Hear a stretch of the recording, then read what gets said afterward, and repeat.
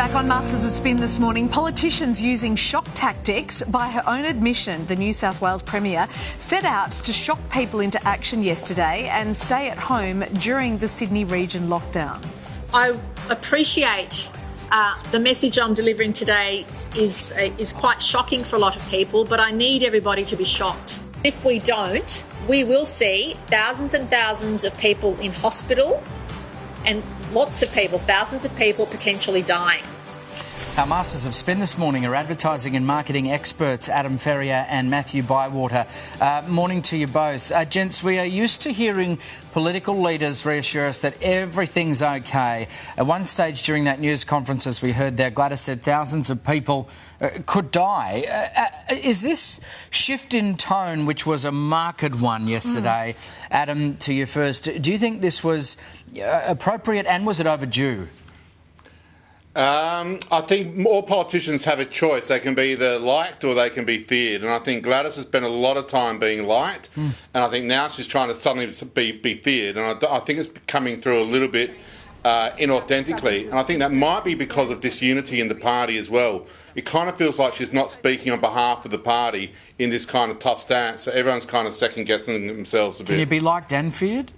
I think he can, but I think she's spent a lot of time trying to be liked and a lot of PR about her personal life and so on.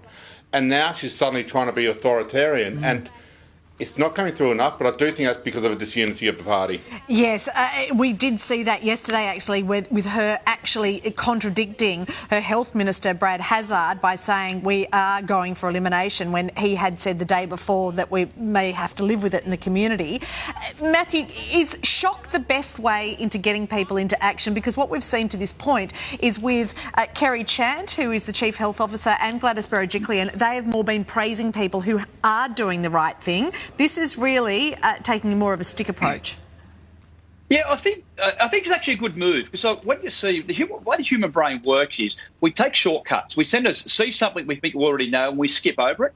And so changing the tack, being a little more aggressive, be a bit more confrontational, has actually made a lot of us here in Sydney go, just stop, because Gladys has not been the lockdown king. Or queen, I should say. She's actually been all about trying to keep everything open. The fact is she has changed tack so quickly and so suddenly and so abruptly has made a lot of us stop and look and think this is very, very serious. So I actually think in a lot of ways this actually helps the cause. Adam, could I ask you, we've got all this conjecture now about how long we'll stay in lockdown. What's the best way for the politicians to target this? Do they just come out and be flat out honest up front when they probably know it will go on longer than a week? I like what Matt said about using shock tactics and breaking the circuit, but humans also like consistency. So I think what you saw in Victoria was you saw consistent drip feeding of messaging saying, we're not sure, might be a bit longer, we're not sure, might be a bit longer, not sure, might be a bit longer. So it wasn't a surprise. And it kind of conditioned people into thinking, my God, this thing's going to go on forever. But therefore people were also compliant.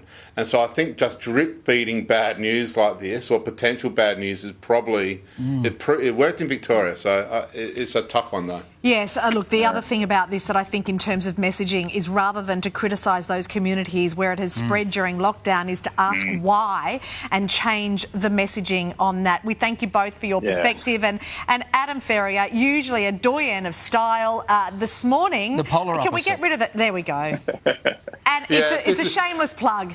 This is what they call ambush marketing. Thanks, Mon. My mates at Vegemite have made me wear this on TV.